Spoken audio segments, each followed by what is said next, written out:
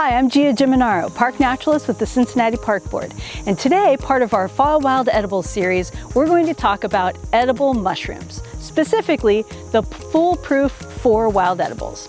Now, one of them, morels, doesn't come out till spring, so we're going to focus on 3 out of the 4. But first, before we talk about the mushrooms themselves, I want to show you what you're going to need in order to collect. The first thing you need is permission. Most public lands don't allow collecting. However, private lands, especially your own, or friends that you get permission from, you can go collecting there. What else do you need? Well, you want to collect the whole mushroom. So a shovel or something to gently put into the land to get the whole mushroom, disturbing it as little as possible, is really the way to go. What else do you need? You want to have some bags to collect with. So these are waxed paper bags. They're perfect. Lunch bags will also work. What do you not want to use? Plastic Ziploc bags. That'll just make them rot really fast. The other thing you don't want to use is aluminum foil, because aluminum foil is just going to beat everything up really bad. This is the chanterelle, Cantharellus cibarius. Chanterelles grow all throughout the United States, and you don't tend to find a ton of them at once, but they are worth it when you do find them. They're a little harder to find than some of the others. Chanterelles are part of the foolproof 4 because there really aren't that many lookalikes when you look at them closely. Their coloration is anywhere from yellow to a deep orange, but it's more like orange leaves in autumn, so it's kind of perfect. They're a little camouflaged when the leaves are coming down. But one of the best ways to tell a chanterelle from anything else is something called blunt-edged ridges.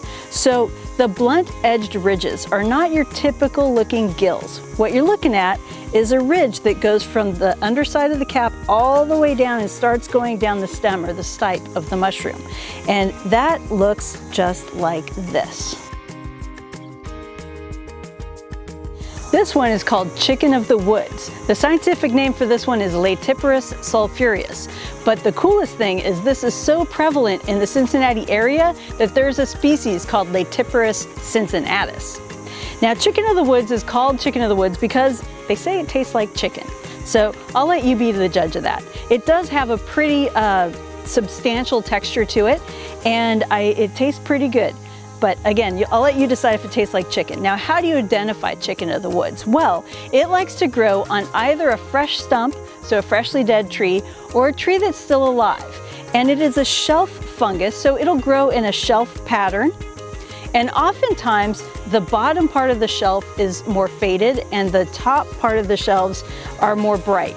It tends to be a bright orange on down to a yellow, and then when you flip it over, this is one of the good parts. When you flip it over, it has yellow, not gills like most mushrooms, but pores. So this is one of the polypore type mushrooms.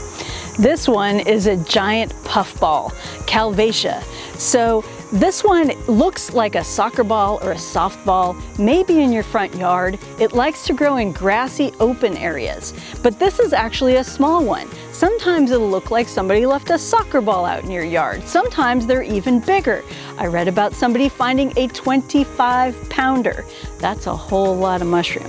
So this one, you definitely want to cut this one open to know what it is. Sometimes mushrooms, you find them in what's called the button stage, and the button stage looks a bit like this little one right here. So this could be a button mushroom. If it were, it would be covered in something called a universal veil, a veil of tissue that covers up all the mushroom parts that you would normally see, like the cap and gills and stem.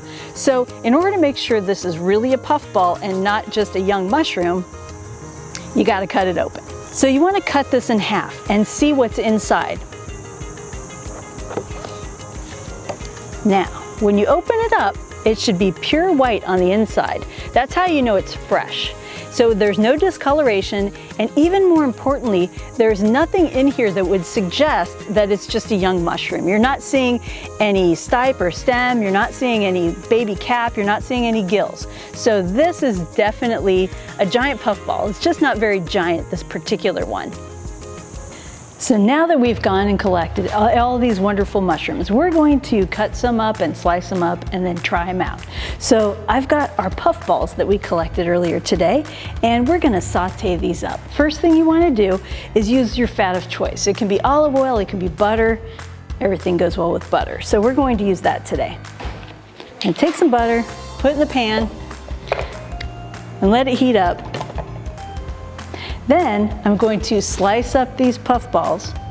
So these are the ones that we just got, and you can slice them small if you want to, but one of the beauties of these giant puffballs is their size. In fact, if you look on the internet, there are even recipes for puffball parmesan instead of eggplant or chicken. So I'm gonna just slice these up like this, big circles, and that's how they're going to go into the pan. So now I'm going to take my sliced puffballs and put them in this pan full of nice melted butter.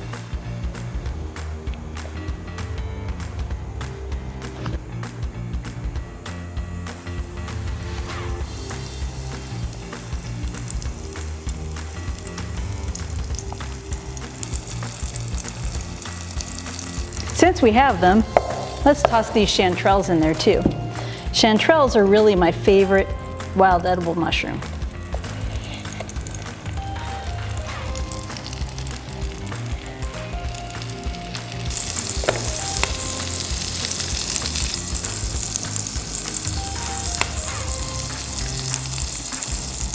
So right now, everything's been flipped, it's browning, it's looking really good. So once it's on the tail end of being done, that's a good time to season it. Any sooner and you might draw moisture out before it's time. So this is some garlic salt. If you have fresh garlic, now's the time to use the fresh garlic.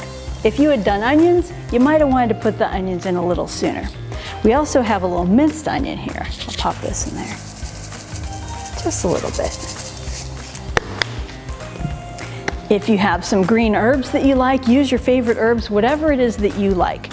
One of my favorite things to do with chanterelles especially is to put them on top of a wilted spinach salad. It looks beautiful and it tastes great. Now these puffballs can be eaten on their own, or you can put them on a salad, you can put them on pasta, anything you want to do.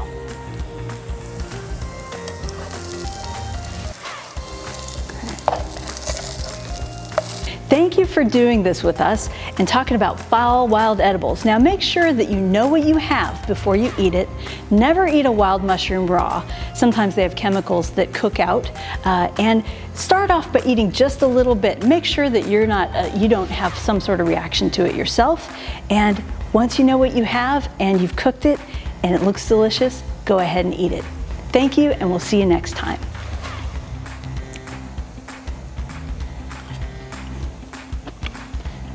That's really good.